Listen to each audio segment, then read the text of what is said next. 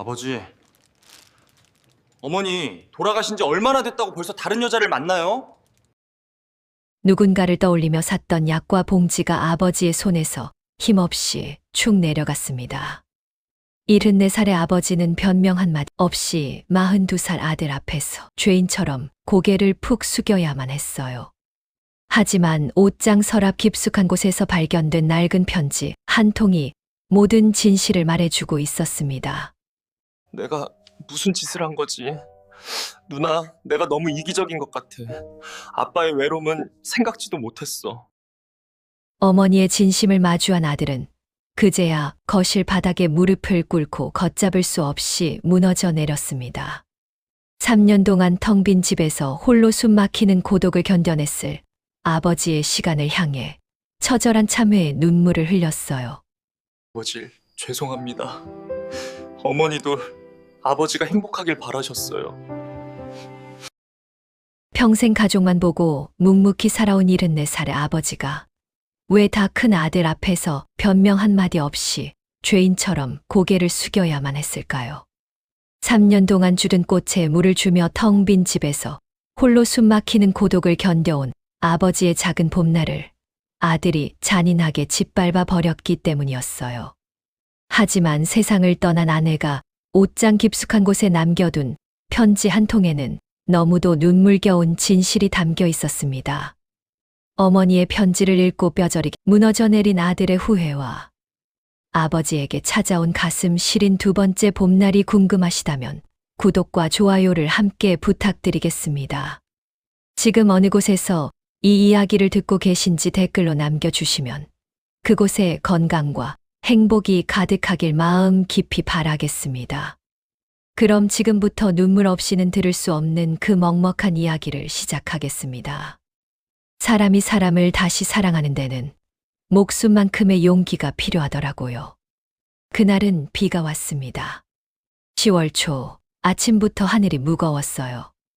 회색 구름이 요양병원 건물 위에 짓눌리듯 내려앉아 있었습니다. 김인수 할아버지는 병원 현관 앞에 서 있었습니다. 74살, 구부정한 등, 투박한 손. 그 손에는 작은 비닐봉지가 하나 들려 있었어요. 봉지 안에는 약과 2개. 박 할머니가 지난주에 약과를 좋아한다고 했거든요. 한 번 했던 말을 기억하고 봉지에 담아온 겁니다. 74살 남자가. 할아버지는 현관 앞에서 한참을 서 있었습니다. 들어갈까 말까. 발이 떨어지질 않았어요. 주머니 속에서 꾸깃꾸깃한 종이가 만져졌습니다. 아침에 영정 앞에 놓으려고 접어온 아내의 기일 메모. 오늘이 그날이었거든요. 아내가 떠난 날. 3년 전 오늘 이 세상에서 자기를 가장 사랑해 주던 사람이 눈을 감은 날. 할아버지는 아침에 향을 피웠습니다. 영정 앞에 절도 했어요. 화분에 물도 주었습니다. 3년째 말라있는 꽃에. 그런데 그 다음에 새 셔츠를 입었습니다. 그 다음에 약과를 샀습니다. 그 다음에 여기까지 왔습니다. 할아버지도 알고 있었어요. 이게 어떻게 보이는 건지. 그래도 들어갔습니다. 문을 밀고 복도를 걸었어요. 익숙한 소독약 냄새. 어디선가 환자가 웃는 소리. 할아버지의 눈은 복도 끝만 보고 있었습니다.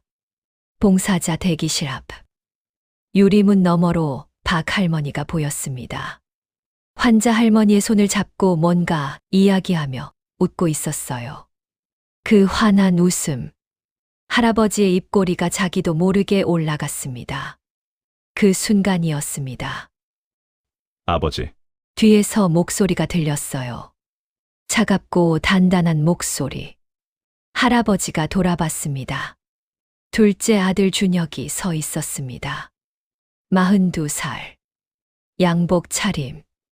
점심시간에 병원 근처를 지나다 아버지의 뒷모습을 봤다고 했어요. 하지만 할아버지는 알았습니다. 우연이 아니라는 걸. 준혁의 눈이 그걸 말해주고 있었거든요. 이미 다 알고 있다는 눈. 준혁의 시선이 할아버지의 손에 들린 비닐봉지를 훑었습니다. 새 셔츠를 훑었습니다. 그리고 유리문 너머 웃고 있는 박할머니를 훑었습니다. 복도가 조용해졌어요. 아버지, 어머니 돌아가신 지 얼마나 됐다고 벌써 소개팅이에요? 할아버지는 아무 말도 못했습니다. 입술만 달싹였어요. 비닐봉지를 든 손이 축 내려갔습니다. 준혁의 목소리는 떨리고 있었습니다. 분노인지 서러움인지 본인도 모르는 것 같았어요. 하지만 멈추지 않았습니다. 오늘이 무슨 날인지 아세요? 어머니, 기일이에요. 기일. 알고 있었습니다. 할아버지가 모를 리가 없죠. 3년 동안 단 하루도 잊은 적 없는 날인데요. 주머니 속 메모가 그 증거였습니다. 아침의 향도 피웠어요. 그런데 그 다음에 여기까지 온 겁니다. 할아버지가 겨우 입을 열었습니다. 목소리가 갈라졌어요. 그런 게 아니다. 그 한마디가 전부였습니다. 변명도 해명도 그 뒤로는 아무 말도 나오지 않았어요. 아니긴 뭐가 아니에요. 누나가 봐도 다 아는데 아버지만 모르세요? 복도 끝에서 인기척이 있었습니다. 박할머니가 유리문을 열고 나오다가 두 사람을 보았어요. 할아버지의 굳은 표정, 낯선 젊은 남자의 날카로운 눈, 상황을 단번에 읽은 거죠. 박할머니의 미소가 천천히 사라졌습니다. 입술을 한 번 꾹 다물었어요. 뭔가 말하려다 삼킨 사람의 얼굴이었습니다. 그리고 아무 말 없이 돌아섰어요. 작은 체구가 복도 모퉁이를 돌아 사라졌습니다. 슬리퍼가 바닥에 끌리는 아주 작은 소리. 할아버지는 그쪽을 한번 바라보았습니다. 1초, 아니 2초쯤. 그리고 고개를 떨궜습니다. 준혁이 그 시선을 놓칠 리 없었죠. 지금 그 사람 걱정이에요? 어머니, 3주기도 안 지났는데? 할아버지가 입을 열었습니다. 그래, 내 말이 맞다. 그게 전부였습니다. 74살 남자가 42살 아들 앞에서 고개를 숙였어요. 평생 청근 기술자로 이 집안을 먹여 살린 사람이 아들 앞에서 죄인이 된 겁니다. 죄목이라곤 누군가를 떠올리며 약과를 산 것뿐인데 할아버지는 돌아섰습니다. 등이 굽어 있었습니다. 3년 전보다 더. 빗속을 걸어가는 뒷모습이 점점 작아졌어요. 비닐봉지를 여전히 들고 있었습니다. 버리지도 못하고 전하지도 못한 채. 준혁은 그 뒷모습을 보며 주먹을 꽉 쥐었습니다. 그리고 천천히 힘을 풀었어요. 그날 밤, 할아버지는 집에 돌아왔습니다. 현관불도 켜지 않았어요. 어둠 속에서 신발을 벗고 거실을 지나 아내의 영정 앞에 앉았습니다. 비닐봉지를 영정 옆에 내려놓았어요. 화분에 물을 주었습니다. 죽은 꽃에. 3년째 똑같은 물을 똑같은 꽃에. 할아버지는 영정 속 아내를 바라보며 중얼거렸습니다. 그리고 한참을 그대로 앉아 있었습니다. 불 꺼진 거실에 영정 속 아내의 미소만 희미하게 빛나고 있었어요. 여러분, 이 할아버지가 왜 이렇게 됐는지 궁금하시죠? 왜 아들에게 대꾸 한마디 제대로 못하고 고개를 숙였는지. 저 박할머니라는 사람은 누구인지. 그리고 죽은 꽃에 3년째 물을 주던 사람이 어쩌다 새 셔츠를 입게 됐는지. 7개월 전으로 돌아가 보겠습니다. 모든 건 딸이 몰래 써놓은 종이 한 장에서 시작되었습니다. 7개월 전. 3월. 새벽 4시. 김인수 할아버지는 오늘도 아내가 쓰던 쪽 이불을 손으로 쓸어보며 눈을 떴습니다. 매일 같은 시간이에요. 알람이 없어도 눈이 떠집니다. 40년 동안 이 시간에 아내가 부엌으로 나갔거든요. 미역국 끓이는 소리, 냄비 뚜껑 덜그럭거리는 소리. 그 소리에 잠이 깬 거였어요. 이제는 아무 소리도 안 납니다. 그런데도 눈이 떠져요. 할아버지는 한참을 누워 있다가 일어났습니다. 부엌으로 갔어요. 싱크대 위에 밥그릇이 3개 쌓여 있었습니다. 사흘치. 밥을 짓기는 했는데 한 숟가락도 못 먹고 그릇째 쌓아놓은 겁니다. 국이 없으니까. 아내가 끓여주던 미역국이 없으니까. 밥만 먹으면 목에서 안 넘어가요. 거실 벽에 걸린 달력은 3년 전 7월 14일에 멈춰 있었습니다. 아내가 눈을 감은 날. 넘기면 아내가 없는 시간으로 가는 것 같아서 할아버지는 그날 이후로 한 장도 넘기지 않았어요. 베란다에 나가서 아내가 키우던 제라늄 화분에 물을 주었습니다. 줄기만 남은 잎이 다 떨어진 갈색 막대기 같은 것에 2년 반 동안 매주 그랬습니다. 숨은 쉬고 있었지만 살아있는 거라고 말하기는 어려웠어요. 달력처럼 멈춰 있었습니다. 화분처럼 말라 있었습니다. 큰딸 은정은 일주일에 한 번씩 찾아왔습니다. 매번 반찬통을 들고 왔어요. 김치, 장조림, 멸치볶음. 하지만 다음 주에 오면 반찬통은 뚜껑도 안 열린 채 그대로였습니다. 은정은 아무 말 없이 지난주 반찬을 버리고 새 반찬을 넣었어요. 아빠, 병원 한번 가보자. 안 아프다. 매번 이렇게 끝이 났습니다. 그러다 그날이 왔어요. 은정이 평소보다 일찍 찾아왔습니다. 싱크대에 사흘치 밥그릇이 쌓여 있는 걸 봤어요. 밥이 딱딱하게 굳어 있었습니다. 숟가락은 하나도 안 꽂혀 있었어요. 뜨려고 시도조차 안 한 겁니다.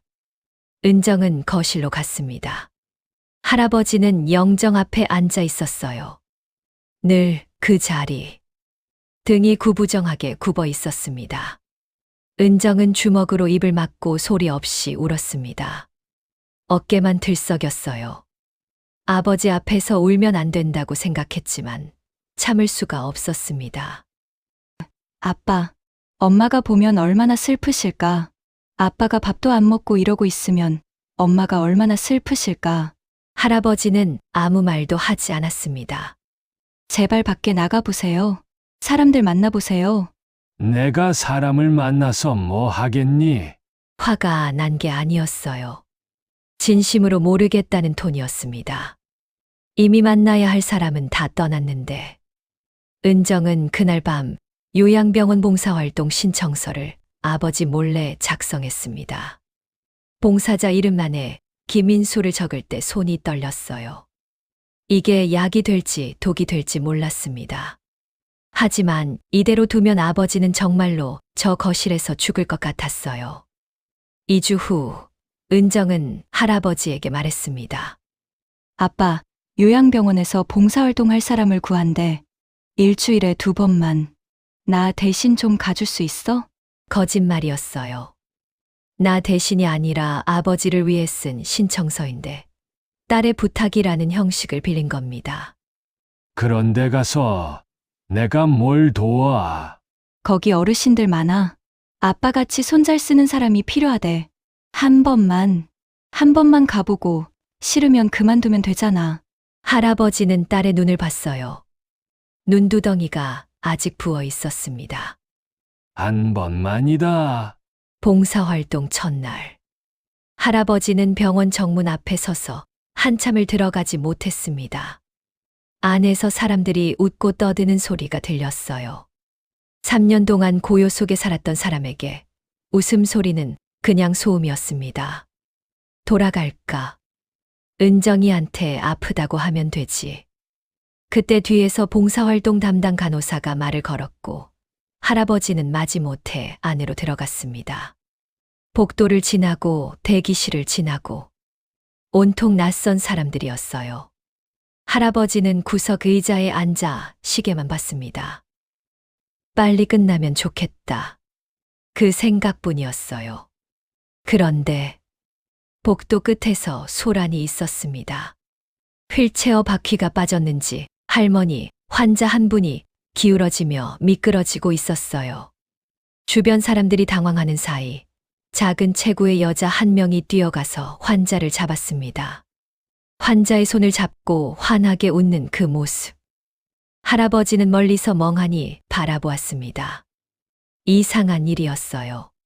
3년 동안 무채색이었던 세상에서 그 사람 주변만 유독 밝아 보였습니다. 아내가 새벽에 부엌에서 냄비 뚜껑을 열 때 퍼지던 따뜻한 김 같은 것. 설명할 수 없는 온기가 복도 끝에서 이쪽까지 닿는 것 같았어요. 그 다음에도 박 할머니는 계속 움직였습니다. 복도를 걸레질하고 환자들에게 물을 떠다 주고 말벗이 없는 어르신 옆에 앉아 이야기를 나누고 군말 없이 미소를 잃지 않으면서 할아버지는 시계 보는 것도 잊었어요.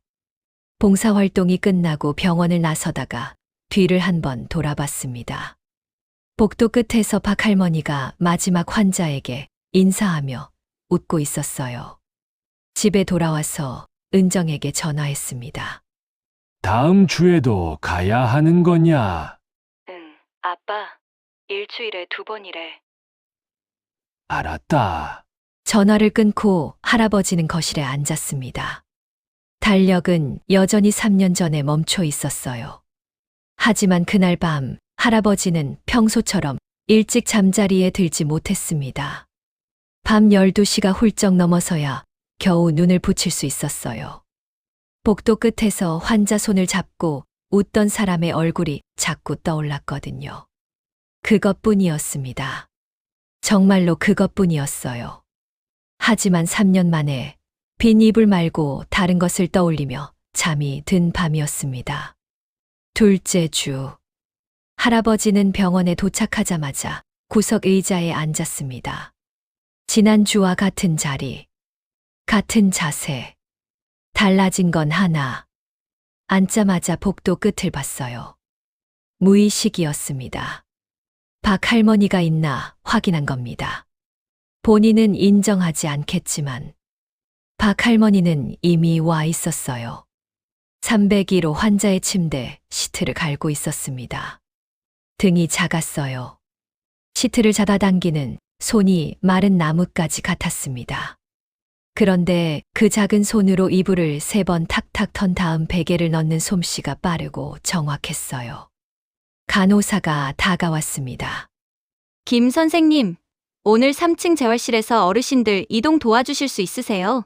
할아버지는 고개만 끄덕이고 따라갔습니다. 재활실에는 휠체어를 탄 어르신들이 줄지어 있었어요. 할아버지는 휠체어를 밀었습니다.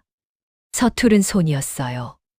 브레이크를 어디서 잠그는지 몰라서 한참 헤맸습니다. 환자분이 오히려 알려주셨어요. 여기요, 여의. 이거 누르면 돼.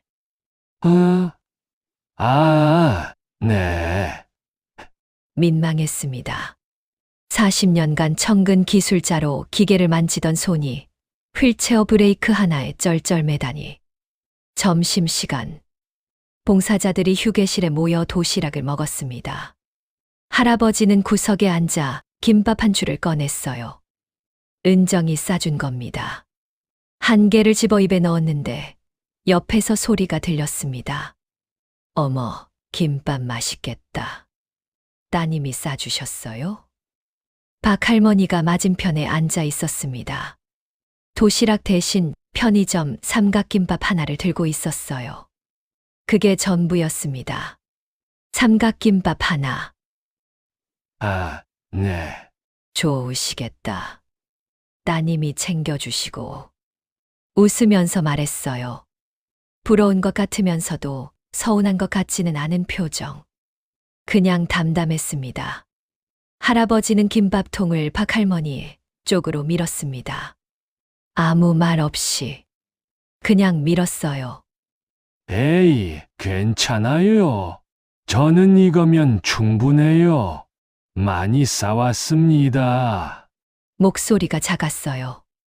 거의 안 들릴 정도로. 하지만 김밥통은 이미 박 할머니 앞에 있었습니다. 박 할머니는 잠깐 할아버지를 보았어요. 그리고 웃었습니다.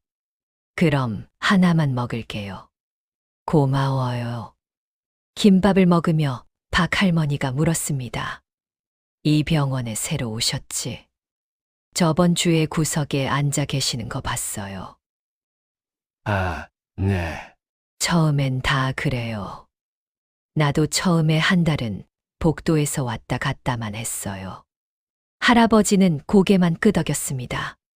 대화를 잘 못하는 사람이었어요. 아내하고만 40년을 살았으니까. 그런데 불편하지가 않았습니다. 박 할머니가 환자 이야기를 하고, 날씨 이야기를 하고, 할아버지는 고개를 끄덕이거나, 네 정도만 했어요. 그런데도 대화가 됐습니다. 박 할머니가 침묵을 어색해하지 않는 사람이었거든요. 점심시간이 끝나며 박 할머니가 말했습니다. 참, 성함이 어떻게 되세요? 나는 박순이에요. 김인수입니다. 김인수 씨. 다음에 또 같이 밥 먹어요. 가벼운 인사였습니다. 사교적인 사람이 하는 의례적인 말. 그런데 할아버지는 그 말을 한참 되씹었어요. 다음에 또, 다음이 있다는 말. 누군가와 밥을 먹는 다음이. 셋째 주. 할아버지는 김밥을 2줄 싸왔습니다. 은정에게 전화해서 김밥을 많이 싸달라고 했어요. 아빠가 김밥을 2줄이나? 입맛 돌아온 거야? 봉사하면 배고프다. 거짓말이었습니다. 한 줄은 자기 거고, 한 줄은 삼각김밥 하나로 점심을 때우는 사람을 위한 거였어요. 할아버지는 그걸 인정하지 않았습니다. 자기 자신에게도. 점심시간에 박 할머니가 맞은편에 앉았습니다. 할아버지는 아무 말 없이 김밥통을 가운데 놓았어요. 어머, 오늘도 많이 싸왔네. 딸이 자꾸 많이 싸줍니다. 박 할머니는 알고 있었을 겁니다.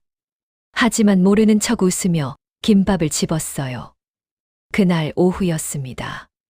봉사활동이 끝나고 로비에서 나가려는데 박 할머니가 401호 병실 앞에 서 있었어요. 문이 닫혀 있었습니다. 박 할머니의 표정이 평소와 달랐어요. 웃고 있지 않았습니다. 할아버지는 지나치려다 발을 멈췄습니다. 무슨 일 있습니까? 박 할머니가 돌아봤어요. 눈이 빨갛게 충혈되어 있었습니다. 울었던 건지, 울 것 같은 건지. 아니에요. 아무것도 아니에요. 웃으려고 했습니다. 입꼬리를 올렸어요.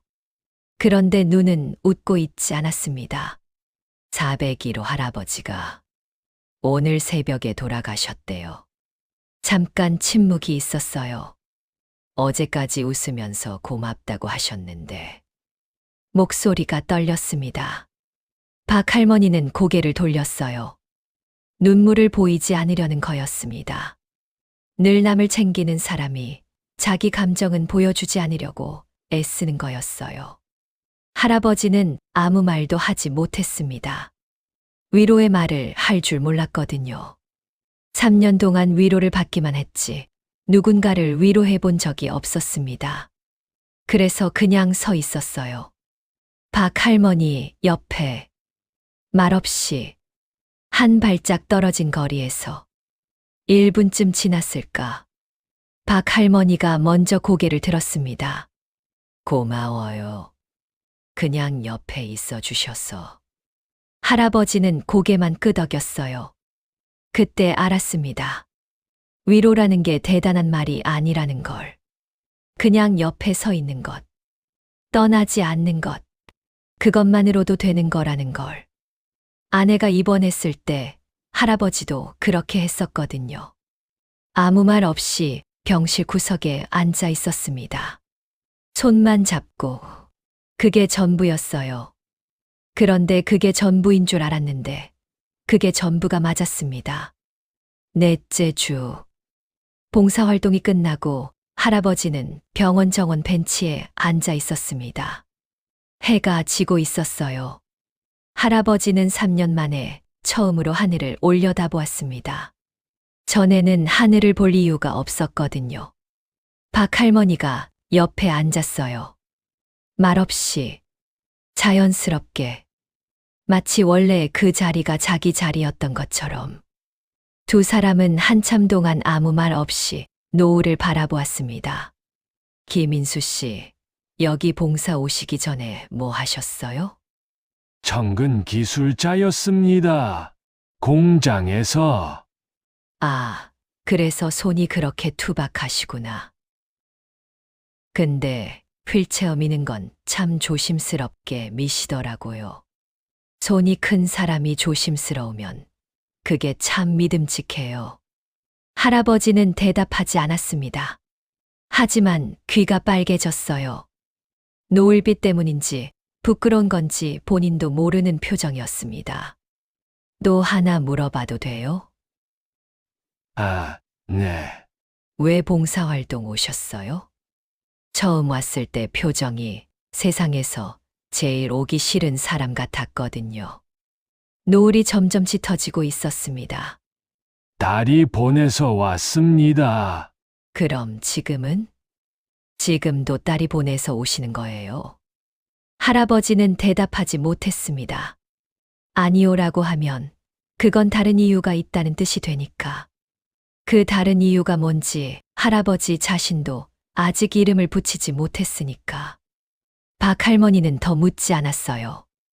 웃으며 일어났습니다. 괜찮아요. 대답 안 해도 돼요. 다음에 또 봐요, 김인수 씨. 작은 체구가 병원 정문을 나서며 사라졌습니다. 할아버지는 벤치에 한참 더 앉아 있었어요. 노을이 다 지고 하늘이 어두워지고 나서야 일어났습니다. 집에 돌아와서 부엌에 섰습니다. 냄비를 꺼냈어요. 라면을 끓였습니다. 아무것도 아닌 일이에요. 라면 하나 끓이는 것. 하지만 할아버지가 혼자서 불을 켜고 뜨거운 것을 끓여 먹은 건 아내가 떠난 후 처음이었습니다. 국물을 한 모금 마셨어요. 짰습니다. 물을 너무 적게 넣은 거였어요. 아내였으면 딱 맞게 끓였을 텐데. 혀끝이 얼얼했습니다. 그런데 식도를 타고 내려가는 뜨거운 국물이 위장에 닿았을 때 뭔가가 녹는 느낌이 들었어요. 배가 따뜻해졌습니다. 2년 반 만에 처음으로요. 할아버지는 그 짠 국물을 끝까지 다 마셨습니다. 은정이 다음 주에 왔을 때 반찬통이 반쯤 비어 있었어요. 2년 반 만에 처음이었습니다. 은정은 아무 말 않고 냉장고 문을 닫았어요. 부엌에서 혼자 한참을 서 있었습니다. 2달이 지났습니다. 할아버지는 이제 봉사활동에 늦지 않았어요. 오히려 일찍 갔습니다.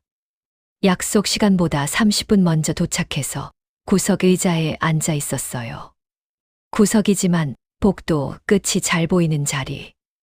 박 할머니는 늘 할아버지보다 먼저 와 있었습니다.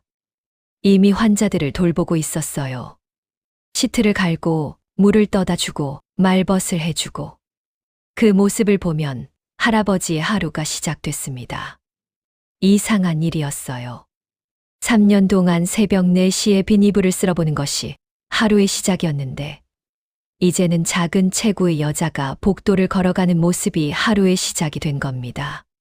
할아버지는 그걸 인정하지 않았습니다. 자기 자신에게도.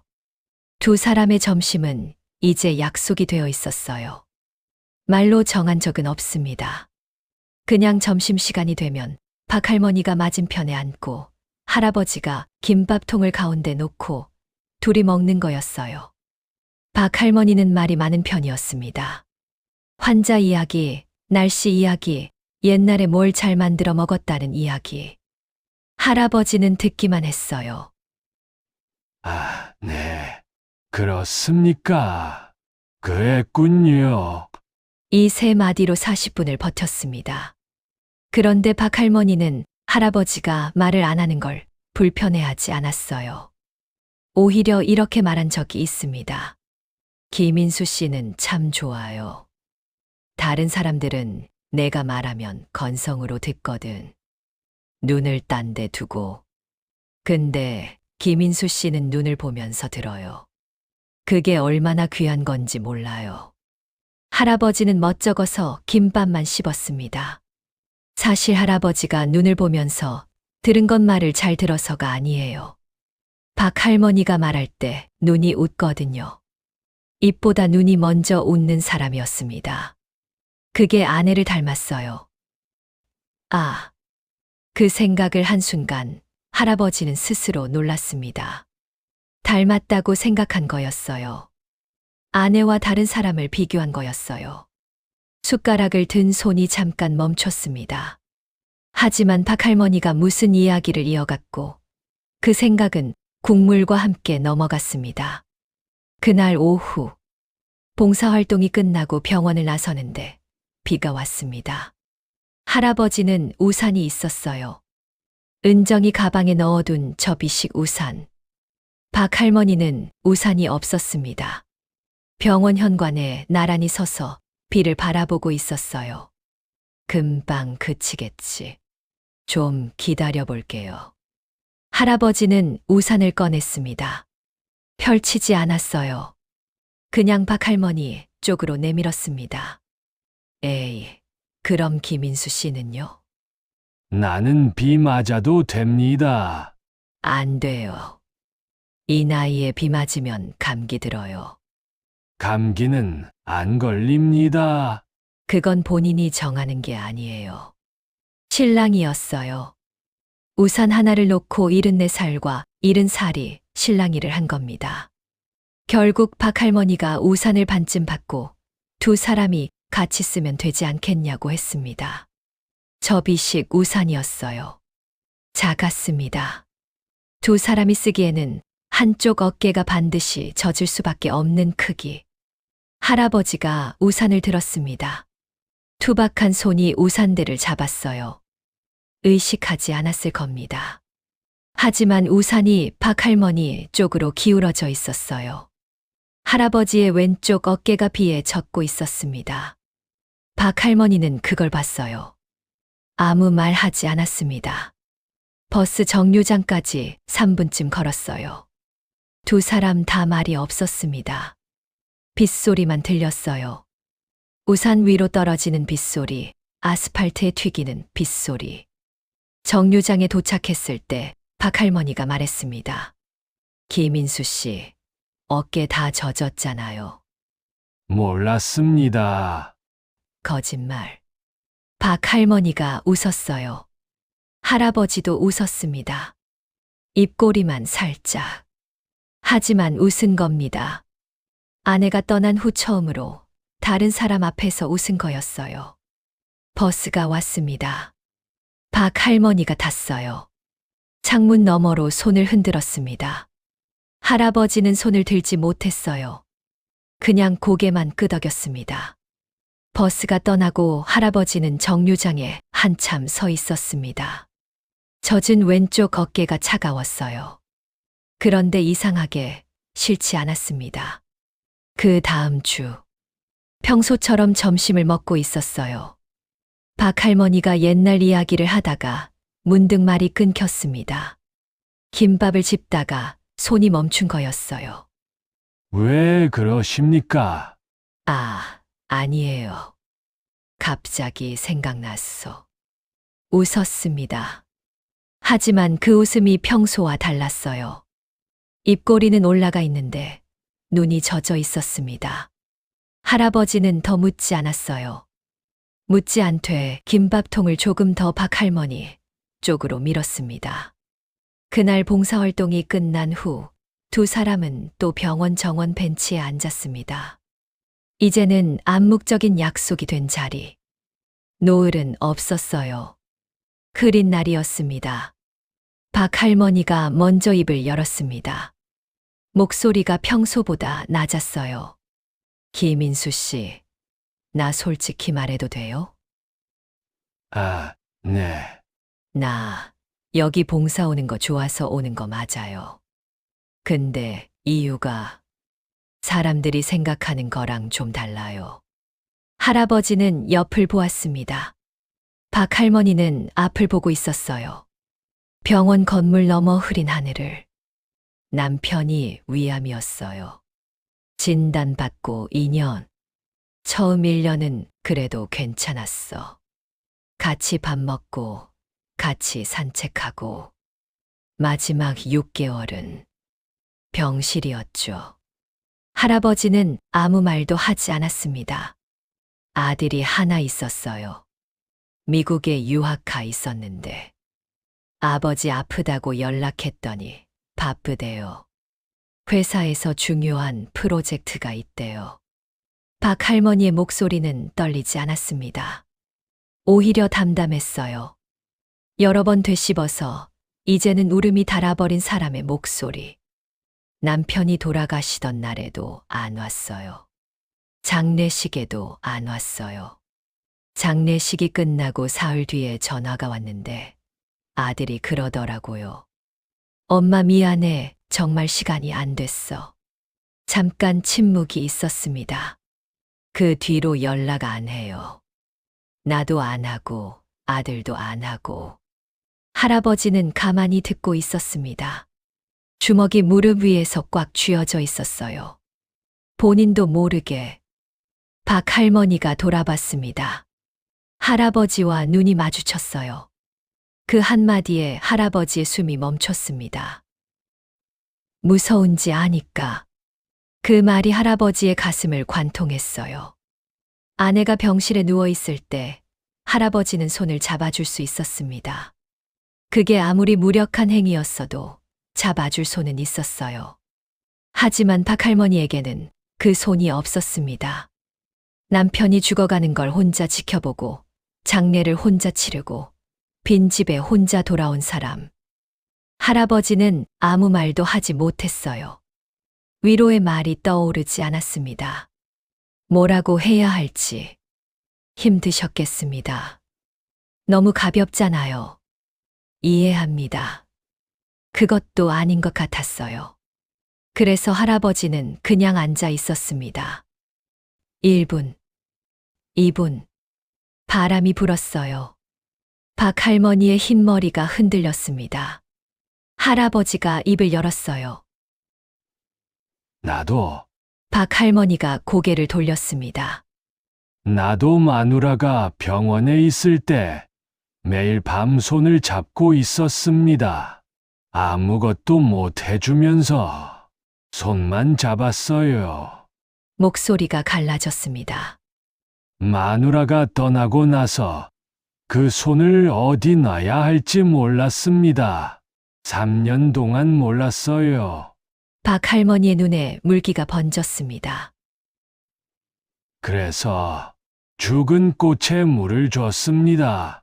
손을 쓸 데가 없으니까 그냥 물을 줬어요. 의미 없는 건 알면서. 할아버지가 말을 멈췄습니다. 고개를 숙였어요. 더는 말이 나오지 않았습니다. 박 할머니는 아무 말 하지 않았어요. 대신 옆으로 조금 다가 앉았습니다. 그리고 할아버지의 굽은 등을 천천히 토닥였어요. 톡, 톡, 톡. 작은 손이었습니다. 마른 나뭇가지 같은 손. 그런데 그 손이 등에 닿을 때마다 할아버지 안에서 뭔가가 풀려나가는 느낌이었어요. 3년 동안 혼자 삼키고, 혼자 참고, 혼자 버텨온 것들이. 할아버지는 고개를 숙인 채 울었습니다. 소리 없이. 어깨만 떨었어요. 74살 남자가 병원 정원 벤치에서 70살 여자의 토닥임에 울었습니다. 박 할머니도 울고 있었어요.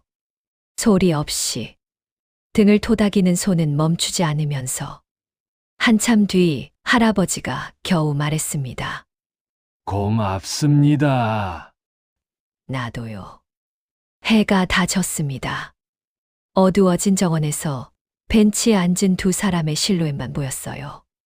둘 다 일어나지 않았습니다. 조금 더 앉아 있었어요. 말없이. 그 침묵이 두 사람에게는 가장 긴 대화였습니다. 집에 돌아온 할아버지는 거실에 앉지 않았습니다. 처음으로 침실에 바로 갔어요. 이불을 펴고 누웠습니다. 아내가 쓰던 쪽 이불을 손으로 쓸어봤어요. 매일 하던 행동이었습니다. 그런데 오늘은 조금 달랐어요. 쓸어보고 나서 손을 거뒀습니다. 아내의 자리는 여전히 비어 있었지만 오늘 할아버지의 등에는 누군가의 손길이 남아 있었으니까. 그 감촉을 떠올리며 할아버지는 눈을 감았습니다. 오랜만에 새벽 4시가 아니라 밤 11시에 잠이 들었어요. 5월. 김인수 할아버지의 화장실 세면대에 3년 만에 물기가 맺혔습니다. 면도기였어요. 아내가 떠난 후 한 번도 쓰지 않았던 면도기에 하얀 거품이 묻어 있었습니다. 거울 속 초라한 늙은이를 보기 싫어서 세면대 앞에 서는 것 자체를 피했던 사람인데 이제는 거울을 보고 있었어요. 일주일에 2번. 봉사활동 가는 날에만. 은정이 일요일에 찾아와 세면대에서 젖은 면도기를 봤습니다. 아무 말 하지 않았어요. 하지만 거울 앞에 다시 선다는 것이 무슨 의미인지 딸은 알고 있었습니다. 봉사활동이 있는 날, 두 사람의 리듬은 자연스러워져 있었습니다. 오전에는 각자 일하고, 점심에는 같이 먹고, 오후에는 가끔 복도에서 마주쳤어요. 마주치면 박 할머니가 먼저 웃었습니다. 할아버지는 고개를 끄덕였어요. 그게 전부. 그런데 그 전부가 할아버지에게는 하루를 버티게 하는 힘이었습니다. 어느 날 할아버지가 3층 복도 형광등을 갈고 있었어요. 사다리 위에 올라가 천장 덮개를 열고 형광등을 빼는 작업이었습니다. 청근 기술자 출신이니까 이런 건 익숙했어요. 형광등을 갈고 덮개를 닫으려는데 밑에서 목소리가 들렸습니다. 아이고, 조심하세요. 사다리가 흔들흔들하잖아요. 내려다보니 박 할머니가 차가운 철제 사다리를 양손으로 꽉 잡고 있었어요. 마른 두 손이 생명줄처럼 매달려 있었습니다. 사다리를 타고 미세한 떨림이 올라왔어요. 누군가가 밑에서 받쳐주고 있다는 감각. 괜찮습니다. 안 흔들립니다. 흔들리거든요. 내가 잡고 있을 테니까 천천히 하세요. 할아버지는 사다리 위에서 잠깐 아래를 내려다봤어요. 고개를 들고 올려다보는 박 할머니의 눈이 진지했습니다. 할아버지의 가슴이 이상하게 뜨거워졌어요. 형광등을 다 갈고 내려왔습니다. 다친 데 없어요? 없습니다. 다행이다. 그날 저녁, 집에 돌아온 할아버지는 거실에 앉다가 벽을 봤습니다. 달력이 보였어요. 3년 전 7월 14일에 멈춘 달력. 할아버지는 일어났습니다. 달력 앞에 섰어요. 손을 올렸습니다. 3년 동안 한 번도 넘기지 않았던 장. 손끝이 종이에 닿았을 때 바스락 소리가 났어요. 3년 묵은 종이였습니다. 끝이 누렇게 변색되어 있었고 만지자 미세한 먼지가 일었어요. 오래된 시간의 냄새가 손끝에서 올라왔습니다. 한참을 서 있었습니다. 그리고 넘겼습니다. 바스락. 7월. 바스락. 8월. 9월. 15월. 종이가 넘어갈 때마다 작은 먼지가 날렸어요. 3년치의 시간이 손가락 사이로 빠져나가는 것 같았습니다. 11월. 12월. 1월. 2월. 3월. 4월. 그리고 5월. 오늘 날짜에 도착했습니다. 달력은 3년 만에 오늘로 돌아왔어요. 아무 표시도 없는 깨끗한 칸들. 앞으로 채워야 할 날들이었습니다. 할아버지는 영정 앞에 앉았어요. 여보, 나 달력 넘겼어. 영정 속 안에는 웃고 있었습니다. 미안하다. 그런데 그 자리에만 있으면 안 될 것 같아서. 이번에는 고개를 숙이지 않았어요. 아내의 눈을 보면서 말했습니다. 며칠 후 할아버지는 은정에게 전화를 했습니다. 은정아, 아빠. 왜? 셔츠 하나 사야 하는데. 셔츠. 봉사활동 갈 때 입을 거. 내 옷이 다 낡아서. 아빠가 옷을 산다고? 잠깐 침묵이 있었어요. 은정의 숨소리만 들렸습니다. 좋아. 내가 골라줄까? 아니다. 내가 살랐나. 알았어. 아빠, 전화를 끊고 은정은 한참 동안 꺼진 전화기를 들고 서 있었을 겁니다. 할아버지는 옷가게에 갔습니다. 혼자 옷가게에 들어간 건 기억에도 없는 일이었어요. 평생 아내가 골라줬거든요. 진열대 앞에서 한참을 서성였습니다. 어르신, 뭐 찾으세요? 셔츠. 어떤 색 좋아하세요? 잠깐 생각했어요. 박 할머니가 늘 입는 옷이 떠올랐습니다. 연한 색, 밝은 색. 밝은 거. 직원이 연한 하늘색 셔츠를 꺼내왔어요. 할아버지는 한참을 보다가 고개를 끄덕였습니다. 집에 돌아와 옷장 문을 열었습니다. 3년 만에 아내의 블라우스, 카디건, 외투. 나프탈렌 냄새와 함께 아내의 흔적이 밀려왔어요. 할아버지는 한참을 서 있었습니다. 아내의 옷 사이에 자기 셔츠를 걸었어요. 연한 하늘색 셔츠. 아내의 베이지색 카디건 옆에 과거와 현재가 같은 옷장 안에 나란히 걸려 있었습니다. 할아버지는 조용히 문을 닫았어요. 7월이 왔습니다. 할아버지에게 7월은 다른 달이었어요. 7월 14일. 아내가 떠난 날. 7월 1일. 할아버지는 새벽 4시에 눈을 떴습니다. 빈 이불을 쓸어봤어요. 여기까지는 매일 같았습니다. 그런데 오늘은 손을 거두지 못했어요. 한참을 쓸어봤습니다. 이불이 차가웠어요. 언제나 차가웠지만 오늘은 유독 더 달력의 7이라는 숫자가 묵직하게 내려앉는 달이었으니까. 할아버지는 그날 봉사활동에 나가지 않았습니다. 전화도 하지 않았어요. 박 할머니에게도 병원에도 하루 종일 거실에 앉아 있었습니다. 영정 앞에 7월 7일 여전히 나가지 않았어요. 은정이 전화를 했습니다. 아빠, 병원에서 연락 왔어. 요즘 안 나오신다고. 좀 쉬려고. 몸이 안 좋아? 아니다. 그럼 왜?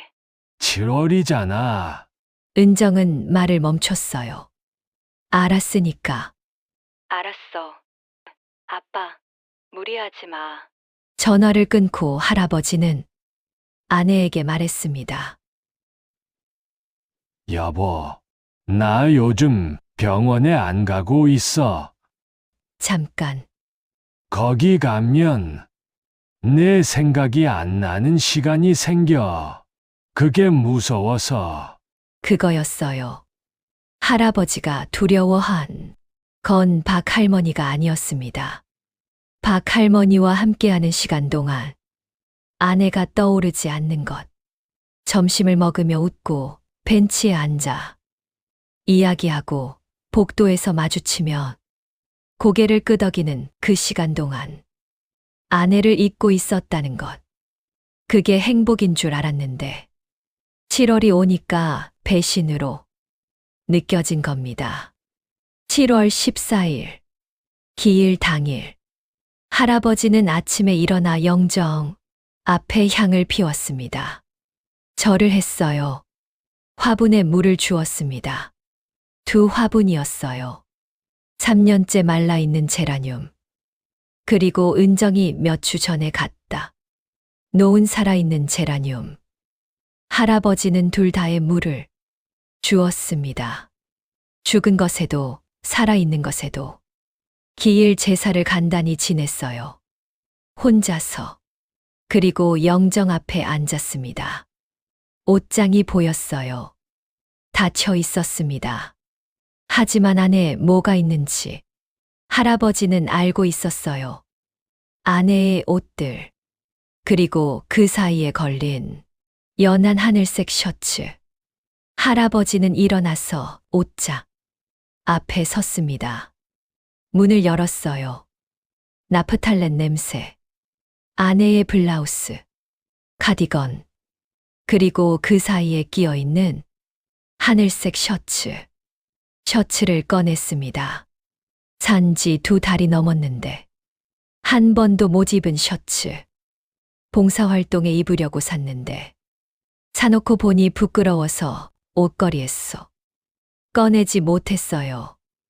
74살이 새 옷을 입고 가면 티가 나니까 셔츠를 가슴에 대봤어요. 거울을 봤습니다. 늙은 남자가 하늘색 셔츠를 가슴에 대고 서 있었어요.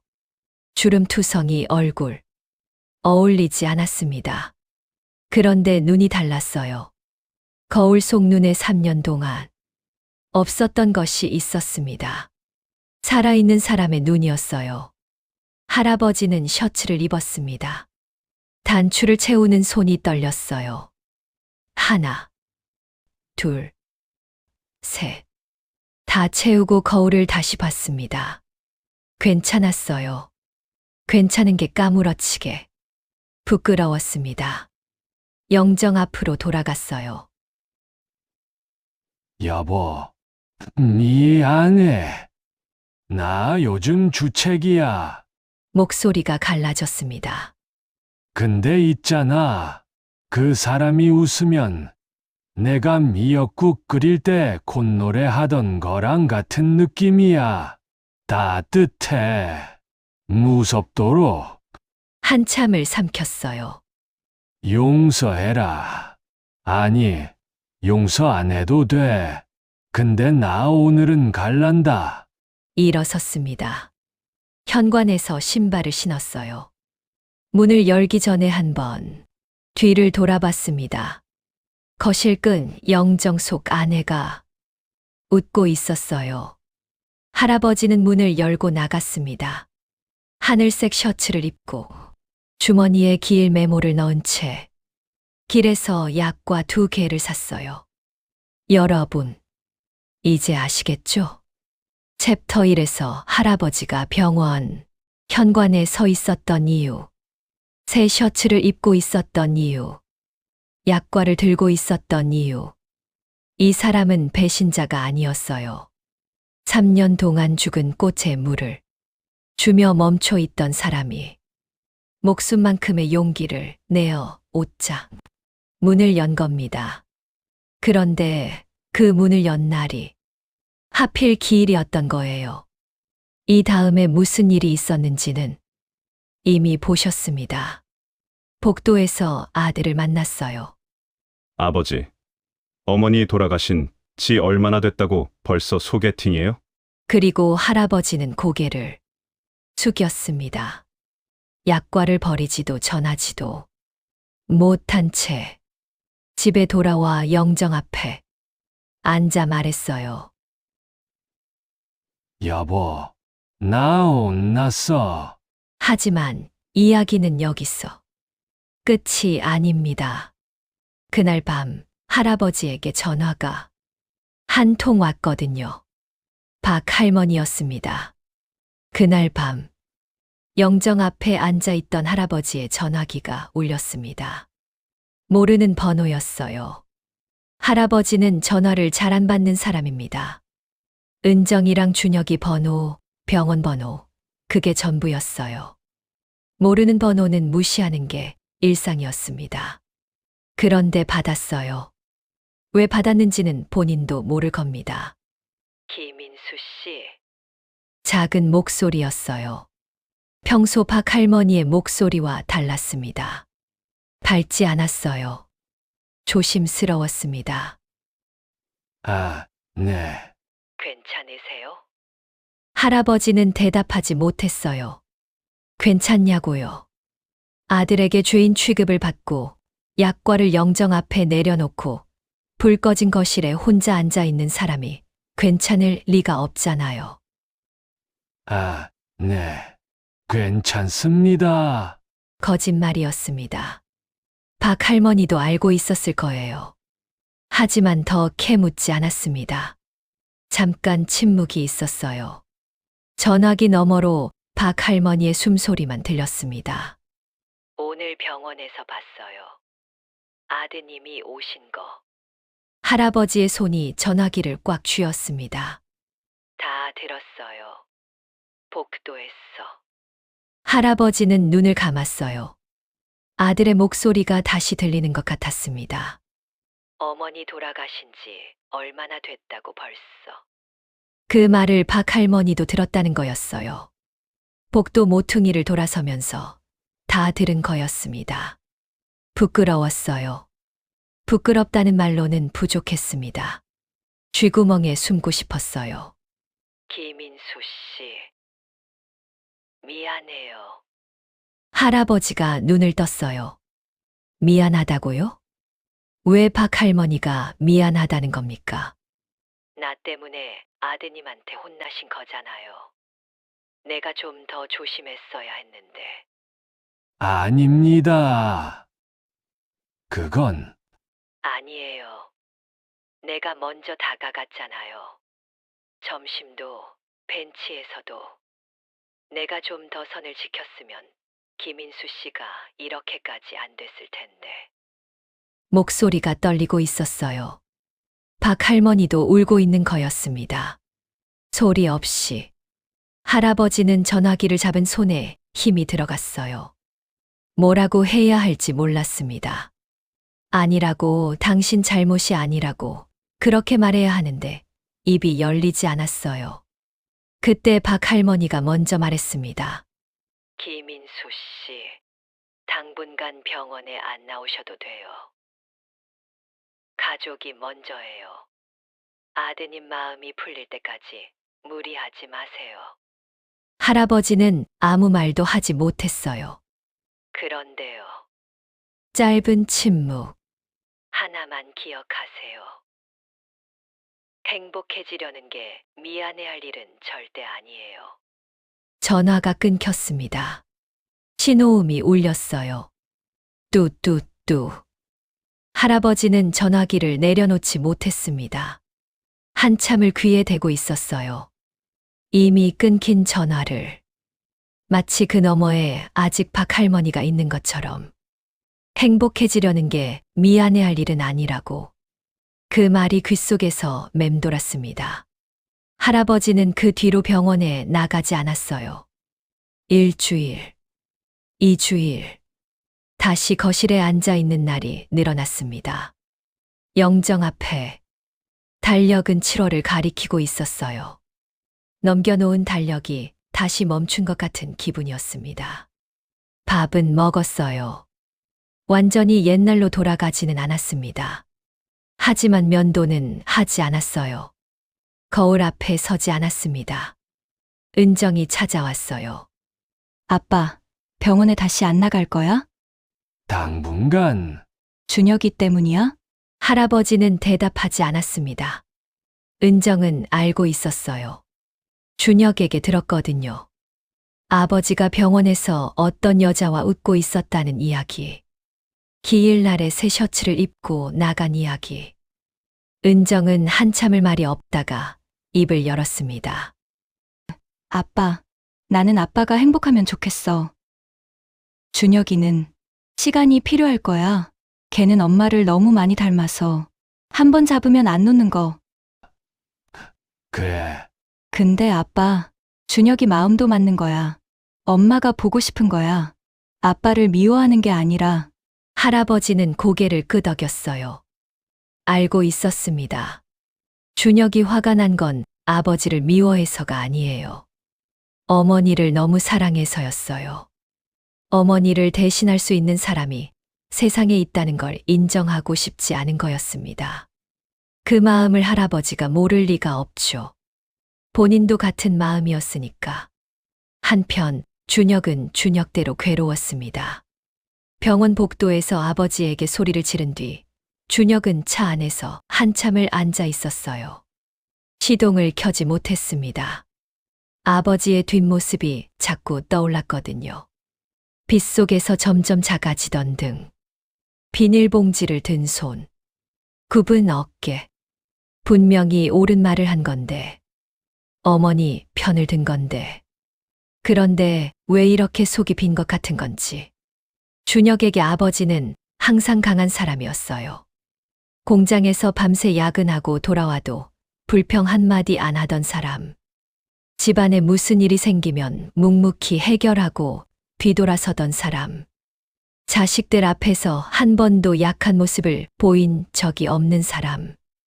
그런 아버지가 고개를 숙였어요. 그 한마디. 준혁은 그 한마디가 계속 귓속에서 맴돌았습니다. 아버지가 반박했으면 차라리 나았을 거예요. 화를 냈으면, 소리를 질렀으면. 그랬으면 싸움이라도 되는데 아버지는 싸우지 않았어요.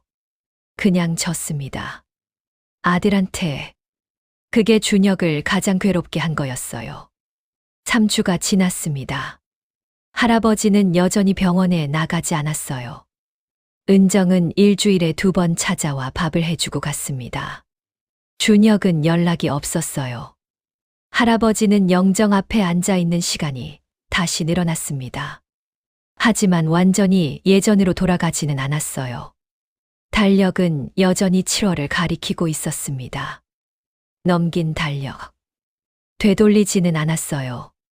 그건 할아버지가 지킨 마지막 선이었습니다.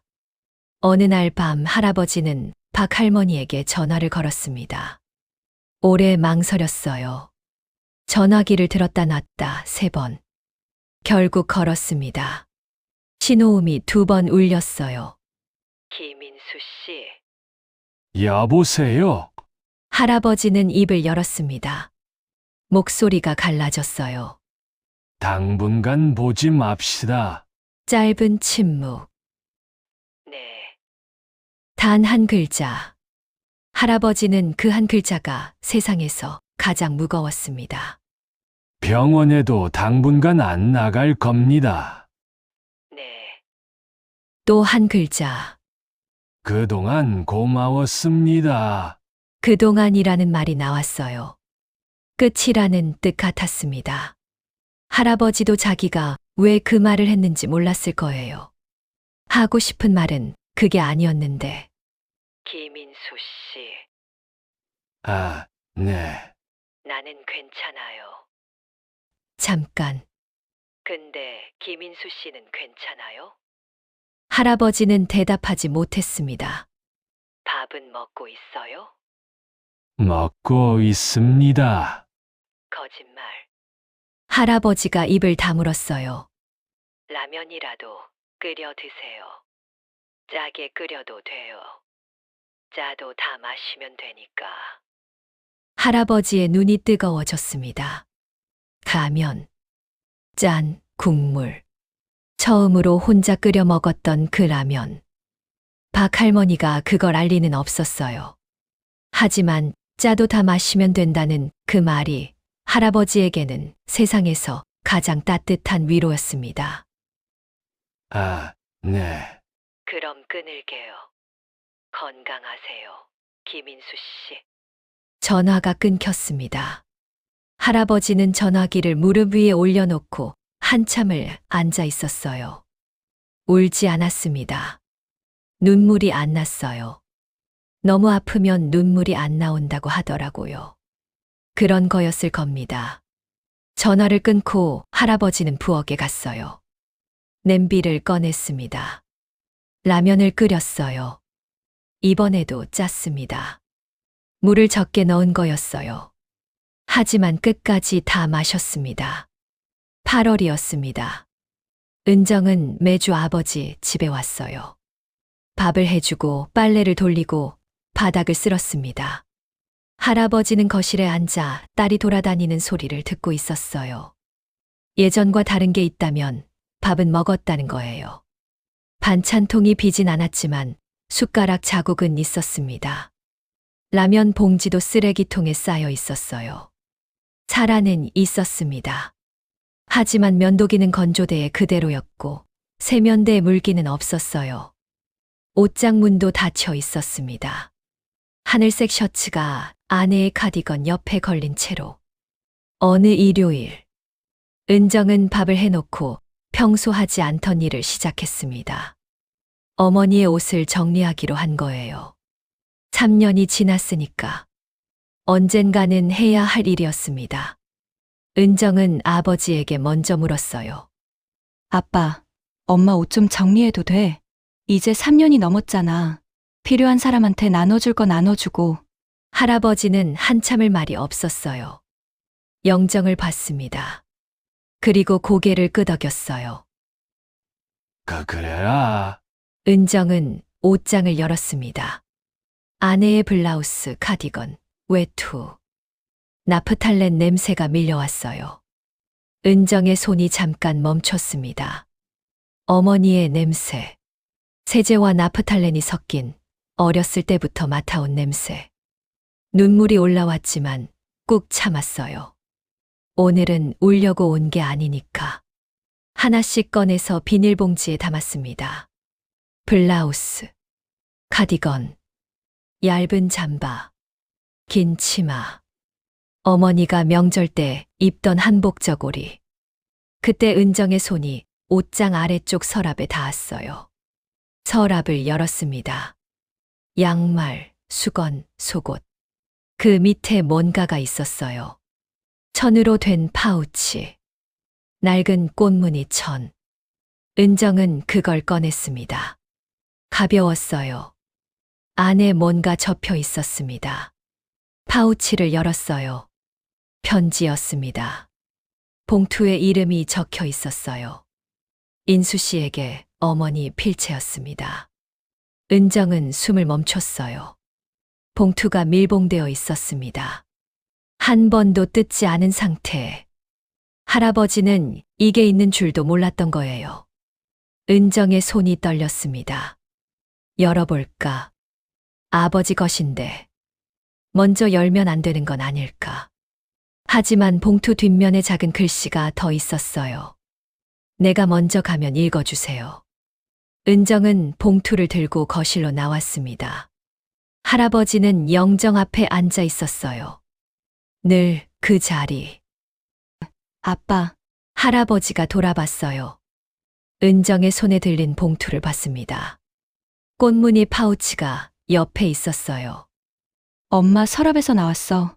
할아버지의 눈이 봉투에 고정됐어요. 인수 씨에게 아내의 글씨. 할아버지의 입술이 달싹였습니다. 소리는 나오지 않았어요. 아빠가 열어봐. 은정이 봉투를 건넸습니다. 할아버지는 두 손으로 받았어요. 투박한 손이 떨리고 있었습니다.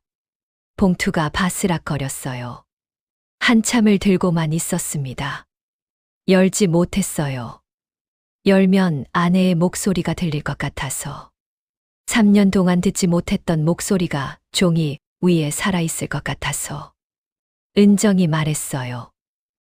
아빠, 내가 읽어줄까? 할아버지가 고개를 저었습니다. 아니다. 내가 읽을란다. 떨리는 손으로 봉투를 뜯었어요. 안에 편지지 한 장이 있었습니다. 접힌 선이 깊었어요. 여러 번 접었다 폈다 한 흔적. 아내가 쓰면서 망설였던 거였을까? 할아버지는 편지를 펼쳤습니다. 아내의 글씨는 삐뚤었어요. 투병 중에 쓴 글이었습니다.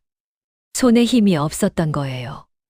글자가 오른쪽으로 기울어져 있었고 중간중간 글씨가 흐려진 부분이 있었어요.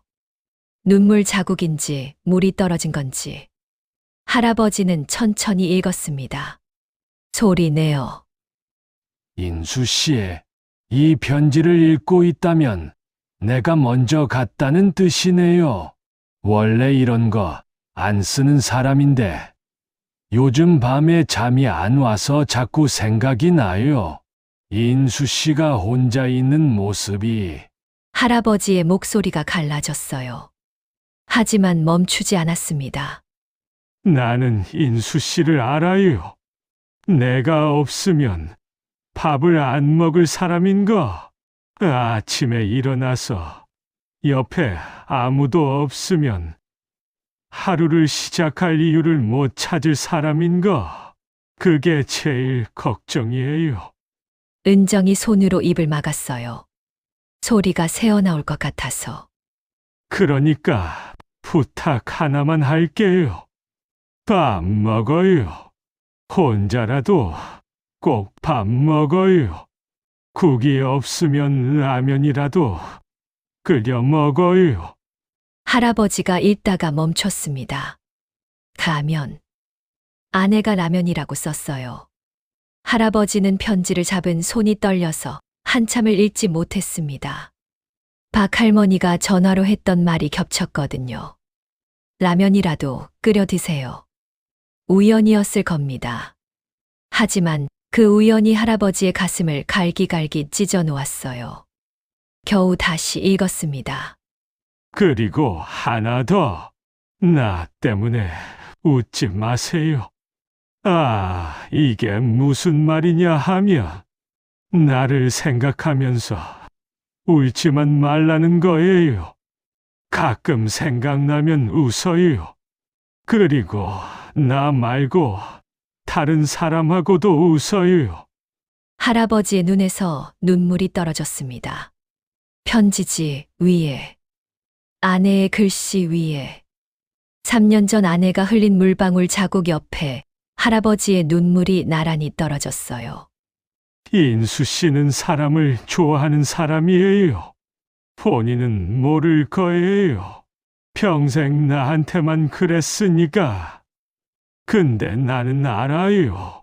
인수 씨가 누군가를 챙겨줄 때 가장 행복한 사람인 거. 그러니까 나 없다고 혼자 있지 마세요. 은정은 벽에 기대어 소리 없이 울고 있었습니다. 산책도 하세요. 우리 같이 걷던 공원길. 혼자 걷기 싫으면 누군가랑 같이 걸어요. 나는 괜찮아요. 인수 씨가 다른 사람 손을 잡고 걸어도 나는 괜찮아요. 할아버지가 읽다가 멈췄어요. 편지지를 잡은 손이 떨려서 글씨가 보이지 않았습니다. 눈물 때문인지, 손 떨림 때문인지, 겨우 마지막 줄을 읽었어요. 부디 나를 핑계로 행복을 미루지 마세요. 당신의 아내 순자가 편지는 거기서 끝이었습니다. 할아버지는 편지를 무릎 위에 내려놓았어요. 고개를 숙이지 않았습니다. 영정을 봤어요. 아내가 웃고 있었습니다. 할아버지는 입을 열었어요. 목소리가 갈라지고 끊기고 거의 알아듣기 어려웠지만 한마디를 했습니다. 이 사람아, 이런 걸 써놓고 왜 안 줬어? 대답은 없었어요. 영정 속 아내는 그냥 웃고 있었습니다. 할아버지는 편지를 가슴에 안았어요. 구겨질까봐 살살, 투박한 손으로. 그리고 울었습니다. 이번에는 소리를 내어. 3년 동안 삼키고 참고 버텨온 모든 것이 한꺼번에 쏟아져 나왔어요. 은정은 아버지 옆에 앉아 등을 토닥였습니다. 박 할머니가 해줬던 것처럼 은정도 같은 걸 했어요. 아무 말 없이 굽은 등을 두드리는 것. 한참 뒤 할아버지가 눈물을 닦았습니다. 편지를 조심스럽게 접어 파우치에 넣었어요. 은정아, 응, 아빠. 준혁이한테 보여줘. 은정이 고개를 들었어요. 그 애도 알아야 해. 엄마가 뭘 바랐는지. 알았어. 아빠, 은정은 편지를 받아 들고 현관으로 향했어요. 신발을 신으며 말했습니다. 아빠. 엄마, 정말 대단한 사람이야. 할아버지는 고개를 끄덕였어요. 알아. 은정은 그날 저녁 준혁의 집으로 갔습니다. 준혁은 현관문을 열고 누나를 봤어요. 표정이 좋지 않았습니다. 아버지 이야기일 거라는 걸 알고 있었거든요. 누나, 나 아직 생각 안 바뀌었어. 알아. 바꾸러 온 거 아니야. 은정은 거실 테이블에 앉았어요. 가방에서 꽃무늬 파우치를 꺼냈습니다. 엄마 서랍에서 나왔어. 준혁의 눈이 파우치에 머물렀어요. 아빠한테 쓴 편지야. 엄마가 투병 중에 파우치를 테이블 위에 놓았습니다. 읽어봐. 준혁은 한참을 파우치를 보고만 있었어요. 손을 대지 않았습니다. 아빠가 소리내서 읽었어. 나는 옆에서 들었고 준혁은 파우치를 집었어요. 봉투를 꺼내고 편지를 펼쳤습니다. 어머니의 삐뚤어진 글씨. 인수 씨. 준혁의 눈이 첫 줄에서 멈췄습니다. 어머니가 아버지를 인수 씨라고 불렀다는 걸 준혁은 이때 처음 알았어요. 집에서는 항상 여보였거든요. 인수 씨는 어머니가 아버지를 한 남자로서 부르는 이름이었습니다. 천천히 읽었어요. 내가 없으면 밥을 안 먹을 사람인 거. 준혁의 턱이 굳었습니다. 국이 없으면 라면이라도 끓여 먹어요. 눈이 뜨거워졌어요. 나 말고 다른 사람하고도 웃어요. 준혁의 손이 떨리기 시작했습니다. 인수 씨가 다른 사람 손을 잡고 걸어도 나는 괜찮아요. 준혁이 편지를 내려놓았어요. 읽지 못했습니다. 더는 손으로 얼굴을 가렸어요. 어깨가 떨렸습니다. 은정은 아무 말도 하지 않았어요. 옆에 앉아 있었을 뿐입니다. 한참 뒤 준혁이 얼굴에서 손을 뗐습니다. 눈이 빨갛게 충혈되어 있었어요. 엄마가 이런 걸 써놨어? 응, 아빠는 읽었어? 응. 오늘 준혁은 편지를 다시 집었어요. 마지막 줄을 읽었습니다. 부디 나를 핑계로 행복을 미루지 마세요. 준혁은 편지를 내려놓고 천장을 봤어요. 한참을 내가 무슨 짓을 한 거지? 준혁아, 누나, 내가 너무 이기적인 것 같아. 아빠의 외로움은 생각지도 못했어. 준혁의 목소리가 갈라졌어요. 엄마가 이걸 바라고 있었는데, 아빠가 다시 웃는 걸 바라고 있었는데, 나는 그 웃음을 빼앗았어. 은정은 동생의 어깨를 잡았어요. 너도 엄마가 보고 싶었던 거야. 잘못한 게 아니야. 잘못한 거 맞아. 아빠 얼굴 봤어. 그날 내가 소리 지르는데 아빠가 그래, 내 말이 맞다 하고 고개를 숙였어. 평생 고개 숙이는 거 안 하던 사람이. 준혁이 일어났어요. 어디가? 아빠한테. 지금 밤인데. 내일까지 못 기다려. 밤 9시. 할아버지는 거실에 앉아 있었어요. 불을 켜지 않았습니다. 영정 속 아내의 미소만 어둠 속에 희미하게 보였어요. 초인종이 울렸습니다. 할아버지는 천천히 일어나 현관문을 열었어요. 준혁이 서 있었습니다. 양복은 안 입고 있었어요. 트레이닝복 차림. 급하게 나온 거였습니다. 신발도 슬리퍼. 두 사람이 마주 봤어요. 복도에서 마지막으로 본 이후 한 달 만이었습니다. 준혁의 눈이 빨갛게 부어 있었어요. 울고 온 거였습니다. 할아버지는 아들의 얼굴을 보았어요. 아무 말도 하지 않았습니다. 준혁이 먼저 입을 열었어요. 목소리가 떨렸습니다. 아버지, 저 들어가도 돼요? 할아버지가 옆으로 비켜섰어요. 준혁이 안으로 들어왔습니다. 현관에서 슬리퍼를 벗고 거실로 걸어갔어요. 영정이 보였습니다. 어머니. 준혁은 영정 앞에 멈춰 섰어요. 한참을 바라봤습니다. 그리고 할아버지를 돌아봤어요. 아버지, 제가 잘못했습니다. 할아버지는 가만히 서 있었어요. 편지 읽었어요. 엄마가 쓴 거. 엄마가 바라는 게 그거였어요. 아버지가 행복한 거, 혼자 밥 안 먹는 거, 누군가랑 같이 걷는 거. 준혁의 눈에서 눈물이 떨어졌어요.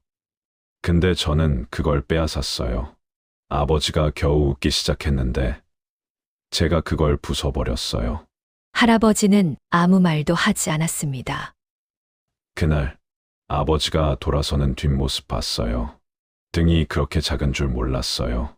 아버지가 그렇게 작은 사람인 줄 몰랐어요. 준혁의 무릎이 꺾였어요.